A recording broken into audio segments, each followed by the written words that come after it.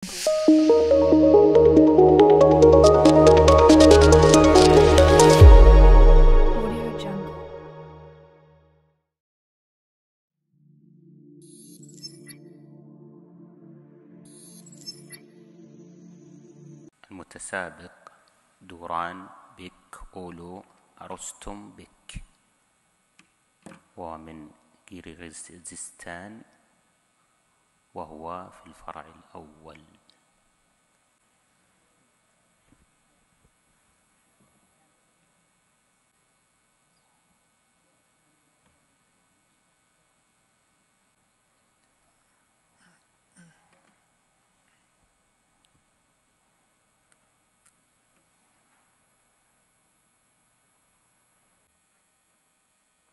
اقرأ برواية قالون عن نافع بتوسط المنفصل من قوله تعالى: إذ قالت امرأة عمران رب إني نذرت لك ما في بطني محررا.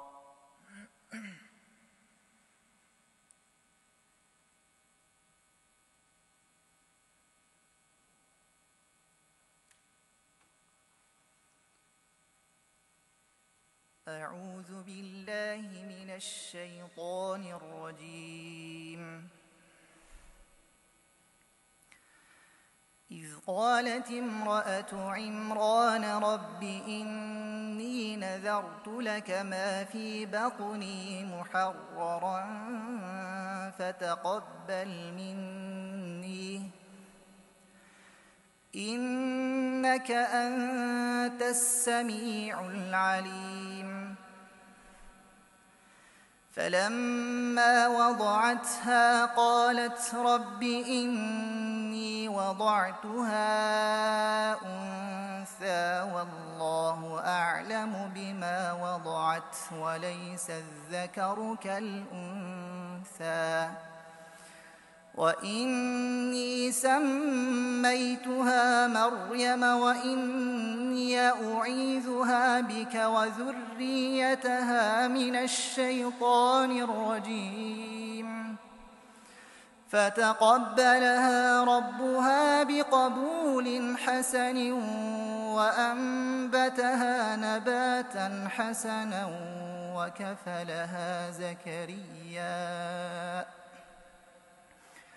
وكفلها زكرياء كلما دخل عليها زكرياء المحراب وجد عندها رزقا. قال يا مريم أنى لك هذا؟ قالت هو من عند الله إن الله يرزق من يشاء بغير حساب. هنالك دعا زكرياء ربه قال رب هب لي من لدنك ذرية طيبة إنك سميع الدعاء. فنادته الملائكة وهو قائم يصلي في المحراب أن الله يبشرك بيحيى مصدقا بكلمة من الله وسيدا وحصورا ونبيا من الصالحين. حسبك.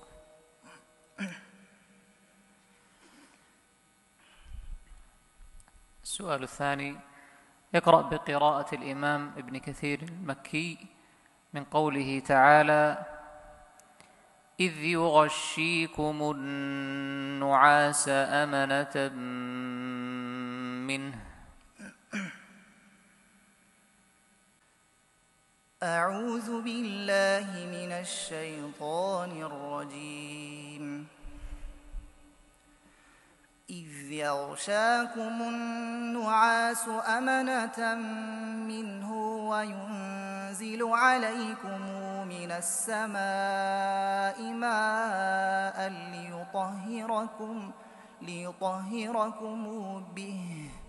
ليطهركم به ويذهب عنكم رجز الشيطان وليربط على قلوبكم ويثبت به الأقدام إذ يوحي ربك إلى الملائكة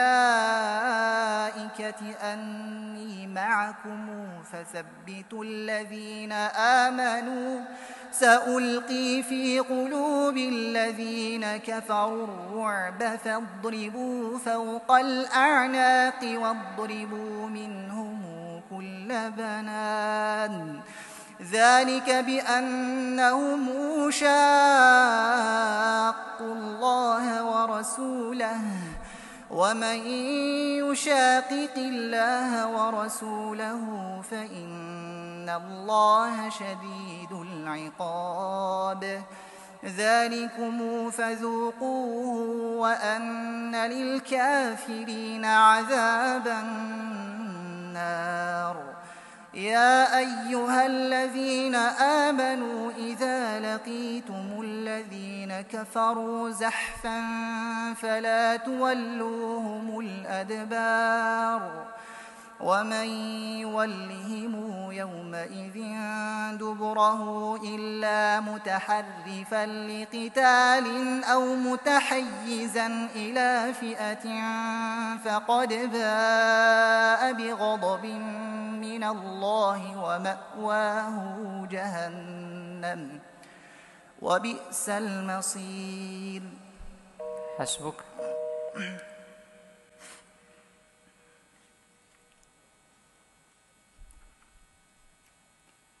السؤال الثالث: اقرأ برواية خلاد عن حمزة بالسكت على ال وشيء من قوله تعالى: فحملته فانتبذت به مكانا قصيا. أعوذ بالله من الشيطان الرجيم. فحملته فانتبذت به مكانا قصيا فأجاءها المخاض إلى جذع النخلة قالت يا ليتني مت قبل هذا وكنت نسيا منسيا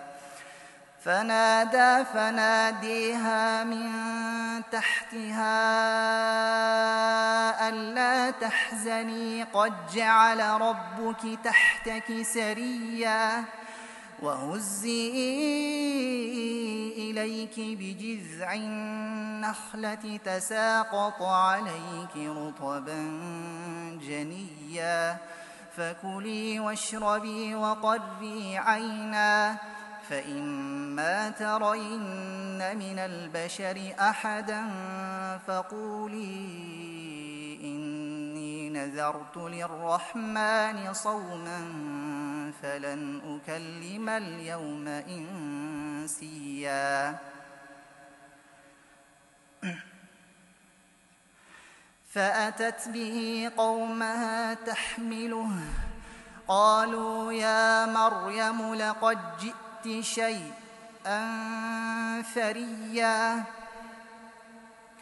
يا أخت هارون ما كان أبوك امرأ سوء وما كانت أمك بغيا فأشارت إليه قالوا كيف نكلم من كان في المهد صبيا قال إني عبد الله آتاني الكتاب وجعلني نبيا وجعلني مباركا أينما كنت وأوصاني بالصلاة والزكاة ما دمت حيا وبرا بوالدتي ولم يجعلني جبارا شقيا. حسبك.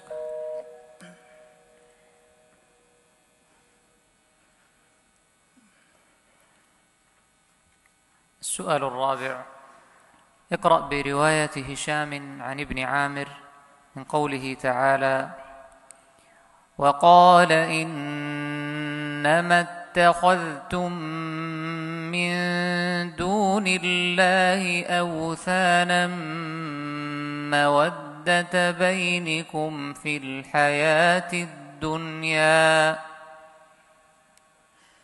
أعوذ بالله من الشيطان الرجيم.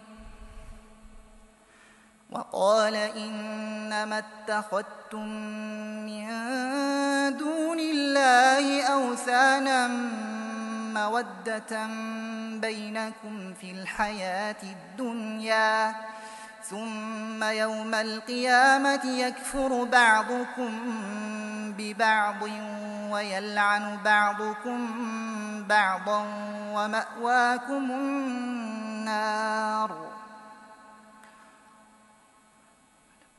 وما لكم من ناصرين.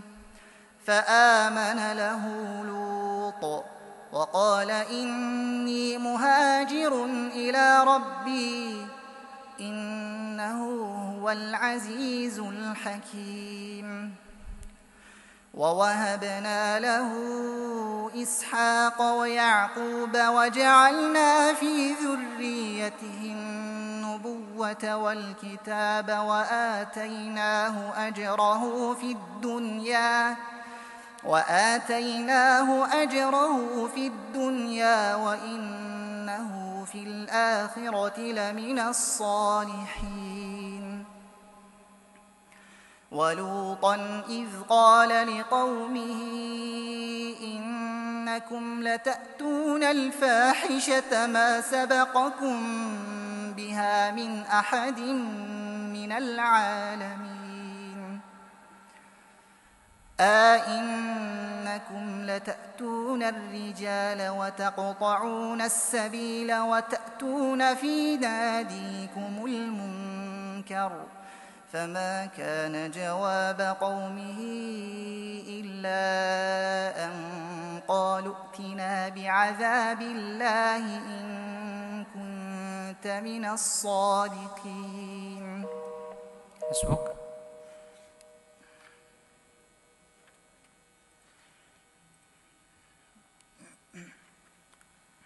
السؤال الخامس: اقرأ برواية السوسي عن أبي عمرو من أول سورة المدثر.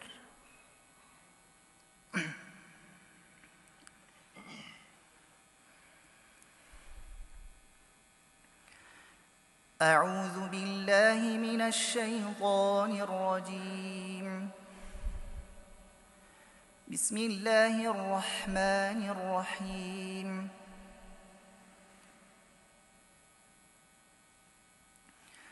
يا أيها المدثر قم فأنذر وربك فكبر وثيابك فطهر والرجز فاهجر ولا تمنن تستكثر ولربك فاصبر. فإذا نقر في الناقور فذلك يومئذ يوم عسير على الكافرين غير يسير.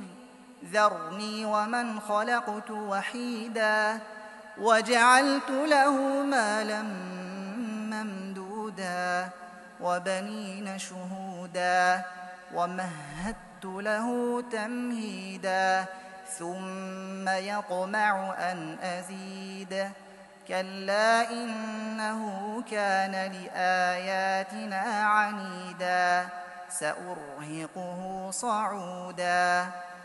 إنه فكر وقدر فقتل كيف قدر ثم قتل كيف قدر ثم نظر ثم عبس وبسر ثم أدبر واستكبر فقال إن هذا إلا سحر يؤثر حسبك.